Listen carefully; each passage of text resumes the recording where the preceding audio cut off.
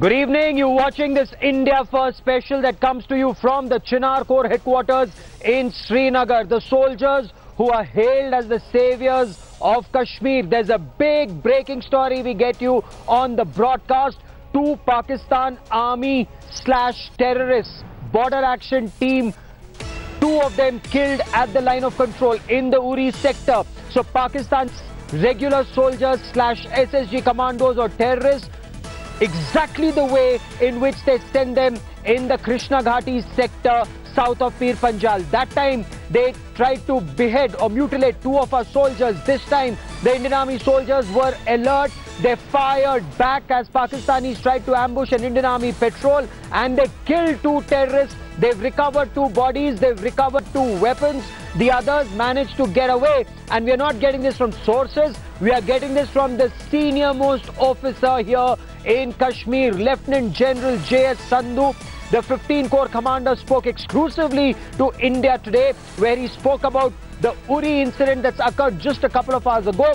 He also spoke of a hot summer along the line of control. So what are intelligence inputs? There could be more Pakistani border action teams that could be launched across the line of control. Our soldiers at the LOC need to be alert. Pakistan will also send in more terrorists into Kashmir this summer to fuel unrest in Kashmir Valley. He's also talking to India today exclusively about the situation in South Kashmir, about the picture of 30 terrorists together. What's the Army's take on that? This is an India Today exclusive. Lieutenant General JS Sandhu, the Chinar Corps commander.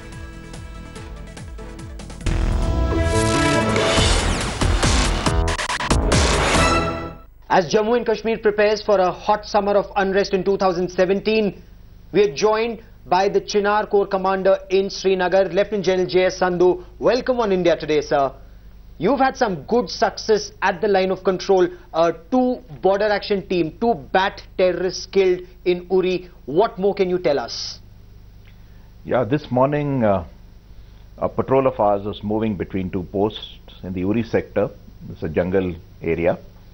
They observed some suspicious movement on the slopes adjacent. So there was a firefight which took place in which we killed two of the terrorists. So that is what has primarily happened. Okay, so these terrorists had infiltrated into our territory. Were there only two? Were there more than two? And were they Pakistan Army commandos or terrorists as BAT action teams are meant to be? The exact number is not known, but possibly there were about four is what the troops did see. The other two possibly ran down into the jungle, and we would not be able to say that they are Pak Army commandos or whether they are terror.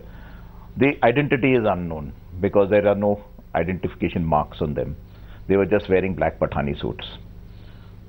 Last time when terrorists came in or a BAT action team came in, we had mutilation of our soldiers south of Pir Panjal. Is that the aim? And is there intelligence inputs that, are there intelligence inputs that seem to indicate there are more such teams on either side of Pir Panjal waiting to strike? There are inputs saying that BAT action teams may attempt to cause casualties to the Indian forces on this side of the LC. And there have been reports of some of them training along with SSG personnel also. So let us see. We have had, other than what contact we had today, we did observe suspicious movement in the last 1 month. I do recall in places like Tangdar, Kiran sector, where we did open fire. It was at slightly greater distances, but no close contact took place.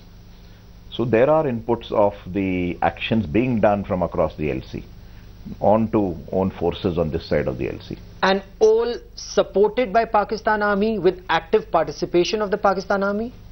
There are indicators that the Pakistan Army is in support because they're coming in from areas close to the Pakistan Army posts.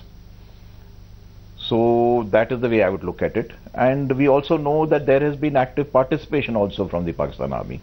Not in this case of today, but for example, the action which took place in the Krishna Ghati sector. Once the action took place, fire was brought down. There was a large amount of fire was brought down onto a post there, Kirpan post, from the Pakistan Army posts. So it does indicate that that was the design. Subsequently, the army released a video of punitive strikes being carried out. That was on the 9th of May. Yet on 21st of May, in the Nogam sector, we saw an infiltration where 4 terrorists were killed, but we also lost 3 of our braves. So punitive strikes, are they having the desired impact, because infiltration attempts are still happening? Punitive strikes do have an effect. They have an impact because casualties are caused. There is a lot of demoralization which does occur. And as far as infiltration is concerned, infiltration is continuing because it is as per a design of the Pakistan state as such. There is an interest and a plan of theirs to infiltrate and send in number of terrorists. So that continues. So that is why you find both things happening. So how do we make our country and our soldiers and our people more secure from this Pakistan-sponsored terror at the LC? I'll subsequently talk about what's happening in depth areas. You have the Indian Army to ensure that your nation is secure. So why are you worried? No, not worried at all, sir, with the army there. But you know, the strikes that are happening on army camps, for example, or these bad action teams, the border action teams that come in attempting to behead our soldiers or mutilate our soldiers, what needs to be done to ensure that Pakistan doesn't even attempt it, that there are deterrent operations that are carried out? You see, there are various options to deter Pakistan. It's not an easy it's not an easy situation to deter two forces, because there is resilience existing with all armies as such. But these are issues related to escalation. How much escalation, when to escalate, how to escalate, and what is the larger national interest. So these decisions and call will take on it in due course. Whenever we have to take a call on it, we'll take it. And we are on top of every situation. Yeah, we are on top of every situation, but what you have to realize is that at times reverses occur. Nobody can guarantee you that you will always be successful in every operation. Some reverses occur, we take them in a stride. If I shift focus to the depth areas, and especially to what's happening in South Kashmir, sir, that's also you know, your area. If 30 terrorists are getting themselves photographed together, what is the signal that these terrorists are sending out? You see, that video of 30 terrorists, what we could make out of it is that possibly it was manipulated, something like a doctored video. And therefore I am not giving it too much credence. We know the way the groups are moving in South Kashmir. Number of places we find them operating in 2 to 3 persons. Sometimes 2 foreign terrorists, 1 local, sometimes 2 which is 1 foreign, 1 local. And sometimes, of course, largely local only. Many places 4 to 5. And sometimes only we have seen groups of 5 to 6 moving. At times you find some of them meeting.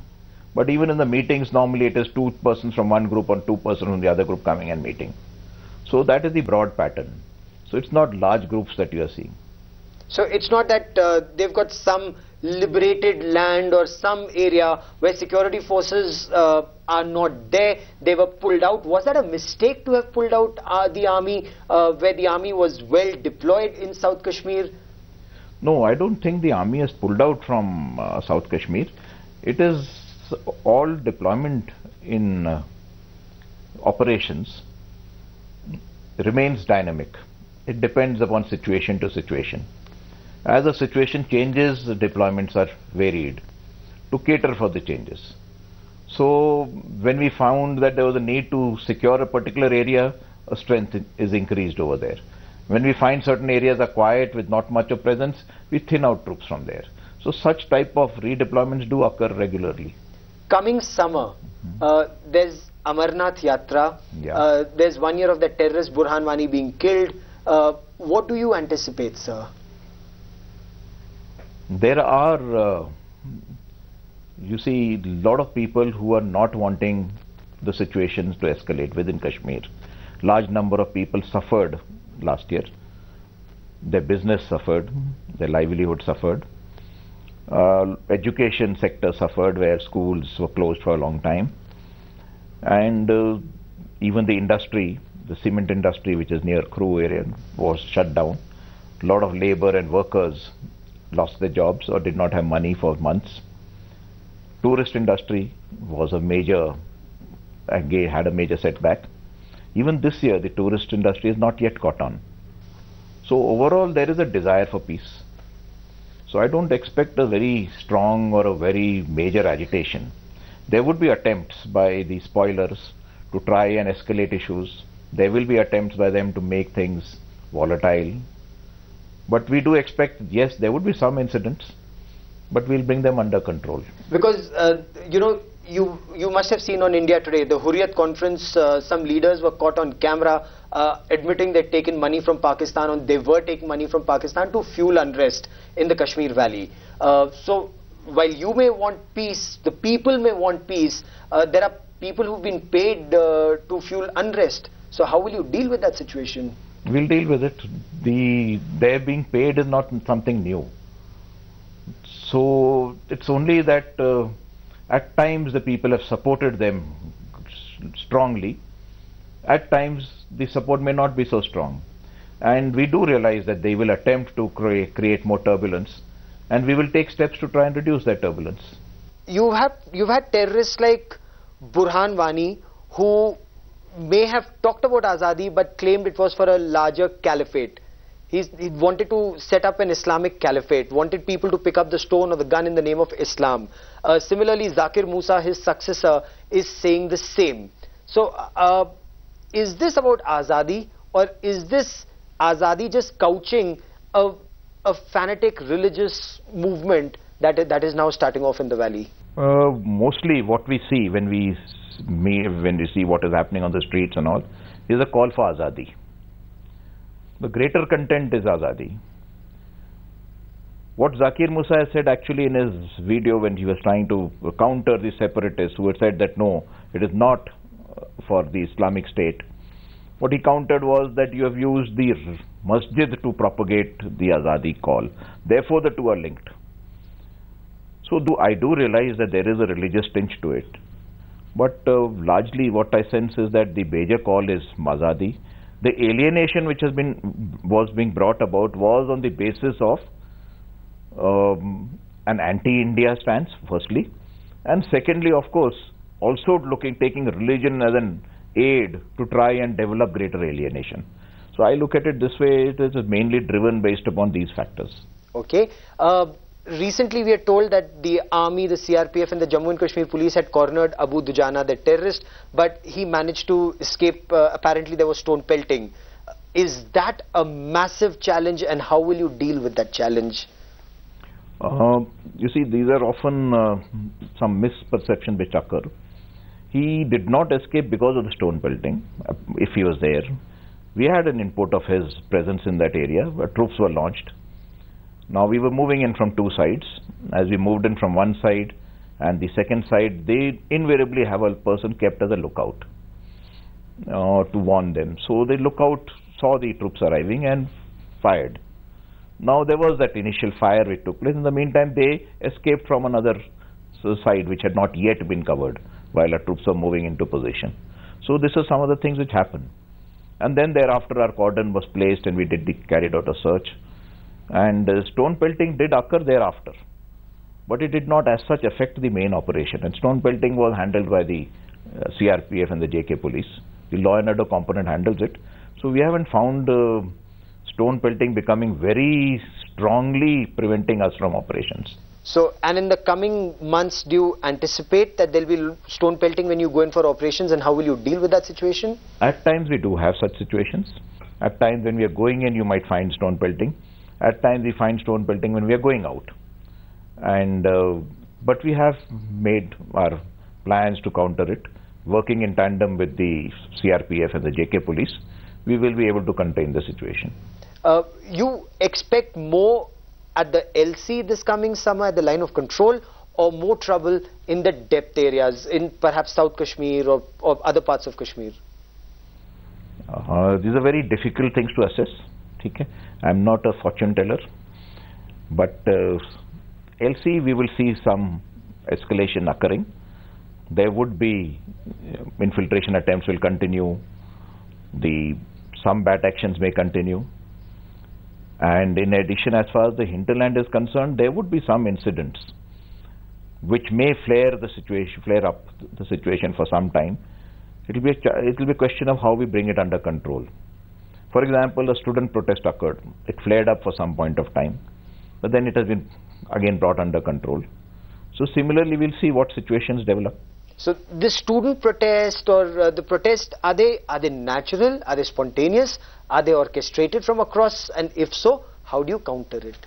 The initial protest normally takes place because of some trigger or some misperception which occurs at the spot. But then there was an instigation. Then a spread is so-called instigated through by the separatists and the other organizations who are backing them. Okay. And your strategy to counter it? We keep looking at situations as they come and we keep dealing with them as they come. General Sandhu, for the moment, many thanks for speaking to India Today. Wish you all the best for controlling the situation the coming summer. Thank you. Okay.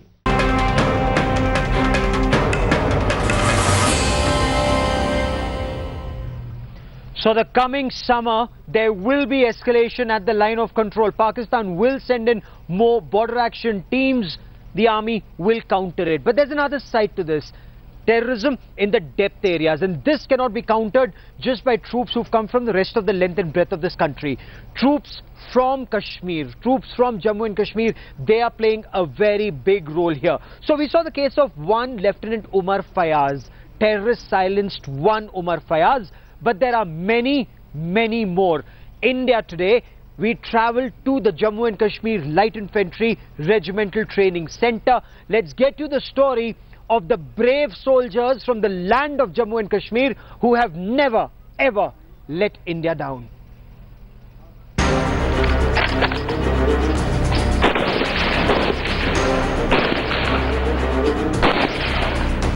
These are the proud Kashmiri soldiers of the Indian Army getting trained at Srinagar's J&K Light Infantry Centre.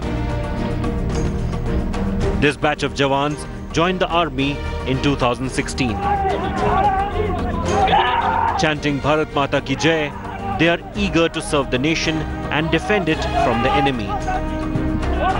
We are at the Jammu and Kashmir Light Infantry Regimental Centre here in Srinagar. Young boys from Kashmir, from all parts of Jammu and Kashmir, are turned into soldiers. With me is Shabash Shafi with an INSAS 5.56 which is loaded. Shabash, what made you join the army? When did you join the army? First of all, मैंने join किया Indian army 24 जून 2016 को और मुझे बचपन से ही Indian army में आने का शौक था. Meet Shahid Hussain Khande. He hails from terror hotbed South Kashmir's Kulgam district. He says joining the army was always a dream for him. He was influenced by the army's rescue work during the floods in Kashmir. Shahid Hussain Khande. Shahid, where are you from? Sir, I am from Kulgam district. You're from Kulgam. Why did you join the army? एक दिन मैं श्रीनगर में था जो उन दिनों में वो बाढ़ आया वहाँ तो उन दिनों में मैंने जो इंडियन आर्मी के ब्रेव सोल्जर्स हैं तो उन्होंने बहुत ही हेल्प किया कश्मीरी लोगों को बाहर निकालने में तो वहाँ पर जो मेरा मतलब जो एटीट्यूड है मैं भी इंडियन आर्मी में ज्वाइन करूँगा और मैं भी इसी तरह बहादुर बनूँगा sir. The new recruits are also appealing other Kashmiri youth not to fall prey to nefarious designs of extremists. मैं उनको यही मैसेज दूंगा कि मतलब they should participate in the Indian army भर्तीज and make their future bright. क्यों sir उनको कुछ लोग उकसा रहे हैं उनको मतलब उन बातों पर ध्यान नहीं देना है. Early this year when we had several recruitment rallies in the valley for 1,000 vacancies 40,000 aspirants came. And it's not just the arms training. They're also being taught principles of brotherhood, harmony and coexistence.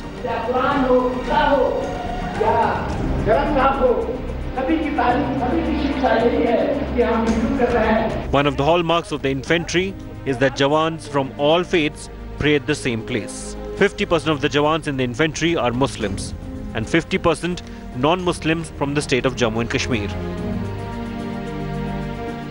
Once they are recruited here, prayers together under one roof. The infantry also has a clean record as far as the conduct of its Jawans is concerned. None of the Jawans has ever fled with weapons. So what you're saying is not one Kashmiri soldier has ever deserted, not one has ever run away with a weapon.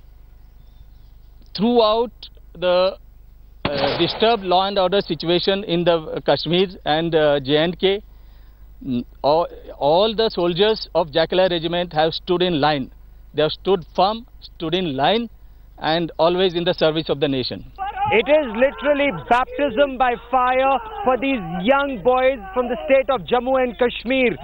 For them, they had two options. They could either become stone pelters or terrorists or do anything disruptive, but they chose to serve the nation. These young boys are all undergoing training now to serve the country, and they hope their actions, their lives will inspire others to follow in the same path. With cameraman Kirpal Singh in Srinagar, Gaurav Sawant for India Today. Irrespective of what their religion is, they may be Kashmiri Muslims, they may be Dogras, they may be Hindus, they may be Sikhs. Their battle cry, as you heard, is Bharat Mata Ki Jai. That is what Jammu and Kashmir Light Infantry is all about. I now want to shift focus from Kashmir, take you straight to the land of the rising sun. Arunachal Pradesh brought much closer. The country's longest bridge, 9.15 kilometers, linking Assam to Arunachal Pradesh, inaugurated by Prime Minister Narendra Modi. We leave you with these lovely images of the bridge, the Prime Minister walking on that bridge, telling the people how the aim is to link everyone together in one cohesive bond. He also shamed the UPA government, the previous government, saying this bridge that was thought about in 2003, completed only in 2017. We leave you with these images. Many thanks for watching this India First special from Srinagar. News and updates continue on India Today. Stay with us.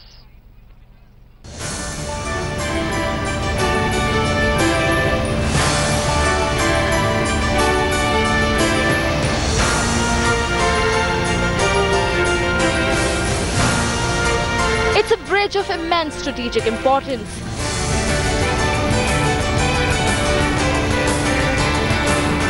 A bridge that also fills a huge communication gap for the people living in this isolated strip of Assam. And it's also the longest bridge in India.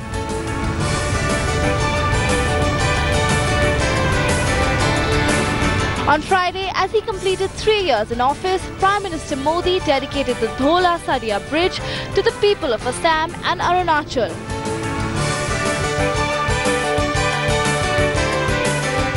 Very appropriately, the Prime Minister also named the 9.15-kilometer bridge after the legendary balladeer Bhupen Hazarika, who came from the region.